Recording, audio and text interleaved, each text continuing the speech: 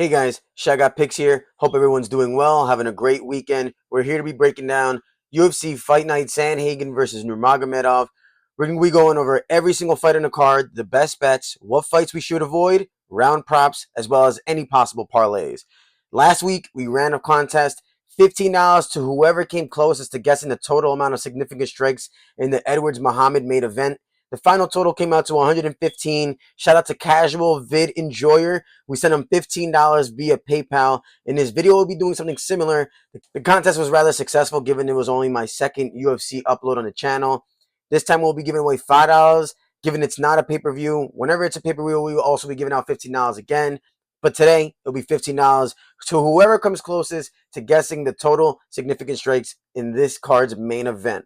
Last week, we didn't have the best event, but we also did not have a bad event. We had Arnold Allen straight hit that, slapped. We also had Paddy Pimblett. We caught him at negative 125. We did lose money on Christian Leroy Duncan, as well as slapping on Nathaniel Wood.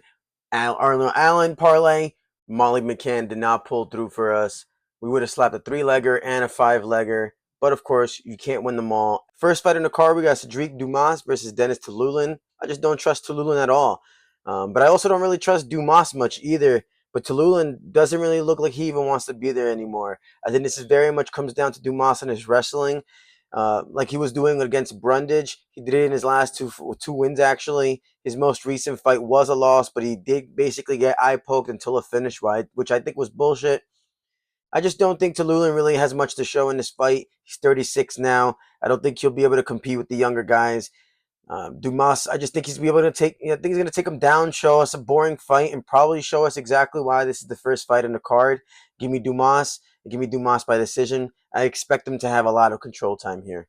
Up next on the card, we got Jai Herbert versus Rolando Bedoya. This is a weird one, especially because Jai Herbert is negative 165. Bedoya is moving down in weight, which is really my only big concern here. I think Bedoya is a good fighter. I think he's a solid fighter. He just seems to lack the power that the rest of his division possessed while he was there. Maybe that's the reason why he did go down in weight. I just don't like the reason why. I just don't like that he is going down, period. I don't think Herbert is going to respect Bedoya's power and go through and push more and more as the rounds go on. I do think Herbert, if I had to choose one, I'll be choosing Herbert by decision. Ultimately, because I don't like Bedoya going down. But if you see these numbers, Bedoya has 8.70 strikes landed per minute, but he is absorbing 6.83. Those are not good numbers. So I see Herbert possibly even, maybe he can knock him out. I just don't like this fight. I think at negative 165, that's an expensive price tag that I'm not willing to pay. I'm avoiding completely. Probably even a dog or pass for me, truthfully, which is why it's iffy, which I'm not confident picking in Jai Herbert. But if I have to choose one, I'm going to pick Herbert by decision. So yeah, give me Herbert by decision. I'm avoiding this fight completely, though. No parlays, no nothing on this one. Up next in the card, we got Sam Hughes versus Victoria Dudakova. Ultimately, we're not even going to break this down too much because this is a major fade against Sam Hughes. She's way past the point as to where she should stop fighting. I believe she's like 38 now. She's much older than Dudakova, which is, she's a tough fighter. She beat Myra Silva in the Contender Series, which is already making me feel comfortable about this pick. I just think Sam should retire now. If you look at these numbers, she lands 4.03 strikes per minute, but is absorbing 4.51 strikes as well. So she's absorbing more than she's even landing. I think she's way past her point. I don't think we should look at these numbers too much. The one glaring number that I am going to be looking at is that Dudakova is negative 190. I'm going to be taking that all the way. I'm going to be placing her in some lays, and I think she's an easy money line pick at negative 190. Give me Dudakova, and give me Dudakova by decision. Be confident in this fight. Next up in the card, we got Garam Kutateladze versus Jordan Vucenic. I think Vucenic is very legit. He has a belt for a reason in the picture that we chose. I just think this is a really tough debut for Vucenic. Kutateladze is legit. We saw him at 250, a plus 250 underdog against Gamrot and win that fight as his debut. He pushes the pace. He's a dog out there. He's willing to go to war and look down on his opponent and not be afraid. This is a very tough matchup for Vucenic, especially because this is a short notice fight for him, especially because this is his debut. It's like they love to give prospects these tough signups and just to test how good they are in their first debut. I think it's ridiculous. You can arguably say that they did the same thing for against Kuta Deladze when he fought Gamrot for his debut, because Vucenic is solid. He's very technical, but we've seen him at featherweight, and we saw that he couldn't finish many there, and now we're at lightweight. Kuta Deladze faced Elvin Brenner, who throws bombs. I think he's going to feel Vucenic's power and realize, hey, I could take these shots, go in there and win by decision. I think fighting in Abu Dhabi is going to be a tough debut for him. Imagine taking that long of a flight in a short notice. Garam has a full camp. I think this is just going to be too tough for Vucenic. So ultimately, give me Kutet Deladze by decision. Yeah, I think he wins this fight. I think a 250 price tag is a good price tag for some parlays as well. Up next on the card, we got Shamil Gaziev versus Dontel Mays. I don't get why Gaziev is so highly rated. Maybe it's because he's so massive. But ultimately they are in a heavyweight. I just think his cardio is absolute dog shit. I was all over Rosenstrike when he was an underdog when they fought. Gaziev looked awful in that fight. He literally quit. But this is Dontel Mays we're talking about. He's not. He looks dumb as shit sometimes. He does spinning back fists for a big guy, which is not. It doesn't make sense to me. He's really not technical. So you got to go Gaziev here. But if you throw a money line straight on Gaziev, I'm sure you're going to be sweating that. I think he's a solid. If you're going to put him in a parlay piece, you got to limit it to a 3-legger, I think. But God, man, I just don't think Gaziev is that good at all. Negative 275 price tag. That's expensive. That's extremely expensive, actually. But it is Dontel Mays. I don't know why people are high on this Gaziev guy. I guess the fight against Budai, but it is Budai. It doesn't make sense to me. But ultimately, give me Gaziev. Give me him by decision, I guess. Yeah, give me him by decision. Up next in the card, we got Muhammad Yahya versus Kai Fernandez. I believe Yahya is Abu Dhabi's only native fighter. I think I think they're actually promoting him. But I think this is Fernandez's fight to win. I think I think he's sharper. I don't think Yahya is that good. If you're gonna really just ask me straight up, I just don't think he's that good. I think he had a fun scrap against Trevor Peek, but Peek is not technical at all. Fernandez lost to Dia Casey, and I think that's actually a good. I think that's a good loss. I don't think that's a bad loss whatsoever. Fernandez has shown that he's more technical. Maybe being at home will play a factor for Yaya.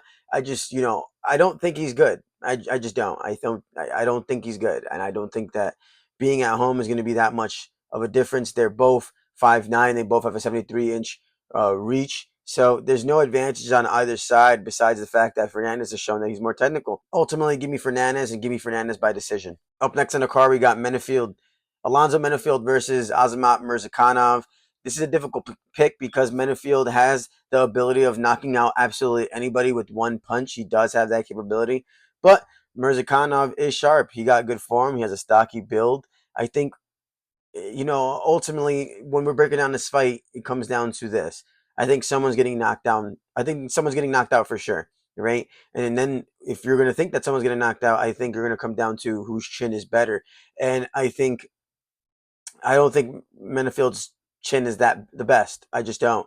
I think Mirzakhanov can land a strike here and knock him out. It's just going to be tough because he is 2 inches shorter and does have a 3.5 reach disadvantage here. So it's going to be harder for him. But I think someone's getting knocked out, and if you're going to choose who's going to get knocked out, I think it's going to be on the Menefield side that's going to get knocked out. But he's definitely a live dog. He definitely can knock out Azamat Mirzakhanov. Ultimately, someone's getting knocked out here. But give me Mirzakhanov by knockout. I'd say by the second round. Up next on the card, we got Joel Alvarez versus Elvis Brenner.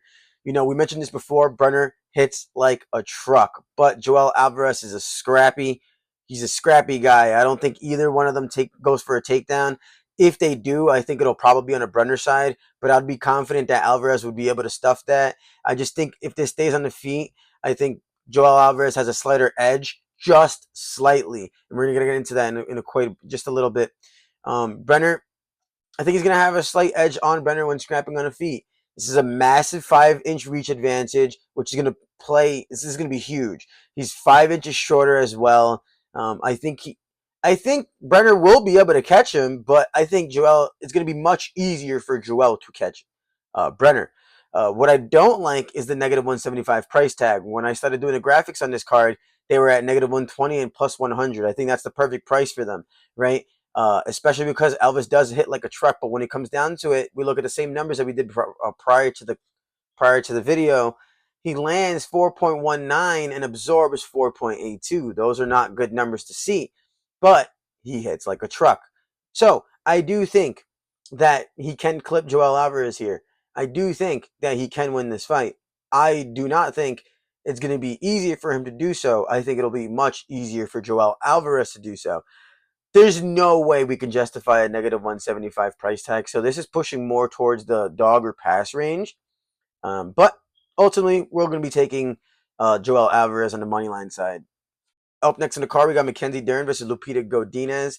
If you asked me 2 years ago, I'd probably go on Mackenzie Dern. But now I'm really starting to feel very much iffy on Mackenzie Dern. I know that divorce really didn't help her out much whatsoever on that last fight, especially because she was paying for it with her check that she was getting from UFC while losing to Lemos. That's got to be rough, right? I just think that Godinez has a better resume here. I think she's much better on the feet. I don't think she'll be able to be I don't think she'll be brought down by Dern, as you know, in which that Dern so desperately wants. I think she'll, even if she does get brought down, I think she'll probably be able to get back up. She has very good scrambling abilities. She's beaten fighters like Luke Boomy, which I think is a really good win, as well as fighters like Tabitha Ricci, Ducote. I think this is a huge trap line. I think a lot of people are going to be picking the Mackenzie Dern side, but Lupita Godinez has shown us how good she is, especially on the feet. You got to plus 100. You got to take that side. I think this is a trap line. Give me Lupita Godinez by decision. Up next in the card, we got Tony Ferguson versus Michael Chiesa. I'm not going to be breaking down this fight too much either. I just don't see why we're seeing this fight. I think this is a fight that should not be happening. I think Ferguson should retire, unfortunately. It's sad to see, but he's lost 5 in a row. I don't think he should be fighting at all. He's taking too much damage. He doesn't look great in there anymore at whatsoever. I see Chiesa being able to drag him, wherever he wants, get on top, wrestle him, and even submit him. I just don't see Ferguson being able to go to the judges anymore. I just can't trust them. At negative 400 for Chiesa, that's a crazy price tag. But then again, last week we got Aspinall at negative 400. We were nervous about that. And then he showed us that it made complete sense and it slapped super hard. And it's exactly why it was a negative 400 pick 'em. And I think that's the exact same reason we got here, and we're going to be much less concerned when facing Tony Ferguson rather than Curtis Blades. So ultimately, give me Chiesa and give me Chiesa by submission. Up next on the card, we got Chito Vera versus Davison Figueiredo. I don't really think that Chito Vera is that good when regarding the top contenders in his division. He's definitely good. He's very good. We're not going to say he's not good, right? He has a granite chin. God knows how he didn't get dropped by O'Malley's knee. We're going to look at the same stats as prior in the video. Strikes landed per minute and strikes absorbed per minute. 4.31 landed, meanwhile 5.48 absorbed. Those numbers are crazy. That's crazy. But like we mentioned, Chito Vera has a granite chin. I think Figgy going up in weight was actually a great decision. Although it seems like that never ever happens, a weight cut, blaming it on a weight cut, but the weight cut was clearly getting to Figgy. It's obvious he looks great in this weight class. We can relate both fighters to the Font fight when they, both of these fighters have fought Font. I think Figgy looked way better against Font. I think he's a great fighter. I think here he's going to impose his wrestling against Vera, and we've seen Vera get taken down and not get back up. He kind of just stays there. If they scrap on the feet, he's going to show that Chito is nice on the feet. He's not going to really want to be there. Like, Figgy could scrap. We're not saying he can't fight on the feet, but what I'm saying to you is that I see the path to victory being much, much easier for him if he just takes down Vera and keeping him down there like Vera tends to do. I think he's very well-rounded, and I think he's looking very good at 145. And negative 160 price tag, I think you got to take it. I just think he's going to take him down and keep him down there. I think he's just going to wrestle fuck him. Give me Figgy and give me Figgy by decision. Up next in the card, we got Shara Magomedov versus Michael Oleksiejczuk. Shara reminds me a lot of Gaara from Naruto. I don't even watch anime. I just think he looks a lot like him, and his name even rhymes with Shara Gaara. It's cool to me, but I think this comes down to the fact that Shara is just overall better than Michael Oleksiejczuk. 7.10 landed, meanwhile 2.95 absorbed. That's crazy. But we do have to go to the side that Michael Oleksiejczuk does have like extreme power. But we're going to go down to the fact that Oleksiejczuk just responded to a comment on one of his Instagram posts. A Polish fan commented on his post saying, "What if you lose a fight, you're going to go to KSW," and Michael Oleksiejczuk responded with, "quote If I lose a fight, and it will probably happen, I'm done with sports." So he goes into this fight thinking that he's going to lose. I don't like that mentality at all. I don't like the idea that he's not going into this confident. He doesn't seem like the most confident Michael we've ever seen. He's a good fighter. I just don't like his level of confidence here. I think Shara is overall better as well. I think I have 275. I think that's perfectly priced. I think this is a solid pick. I think this is a solid parlay, please. And give me Shara Magomedov by decision or even KO. Give me the double. Give me the double. The double bet here. Up next on the card, we have the main event: Corey Sandhagen versus Umar Nurmagomedov. Unfortunately, as much as I like Sandhagen, I just really expect him to be taken down and be held down there. I think Umar will be stronger than him. The flight will most likely affect Sandhagen way more than it does Umar. We've seen Sandhagen lose to Aljamain Sterling to wrestling quickly. But, he's in his prime form. He dominated Rob Font, Song Yadong, and even Vera, which I can't believe the judges said was a split decision. He dominated him. He's a very experienced fighter. He's very good on the feet. His footwork is quirky and works very well for him to set up these explosive strikes like a flying knee. But I think the Dagestani's wrestling will overtake Corey, unfortunately. I think this is going to be a boring fight where he's going to take him down and keep him down there.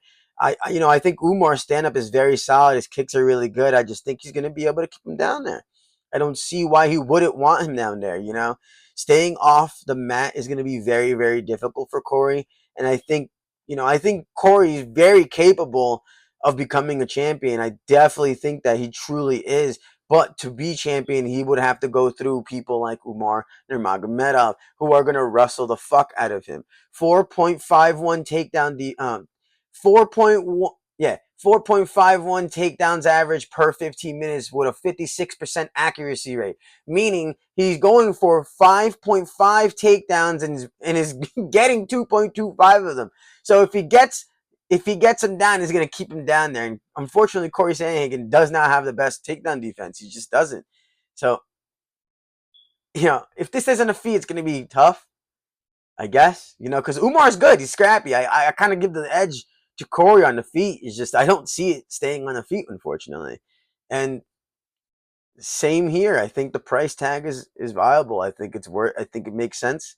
And I'm gonna be putting Umar in some parlays. Unfortunately, I love Sandhagen, man. I really, really think he should be in the top of the top. But like I said, if he can't beat an Umar Nurmagomedov who's gonna wrestle fuck him, then I don't think he's going to be champion, unfortunately. So give me Umar Nurmagomedov by decision.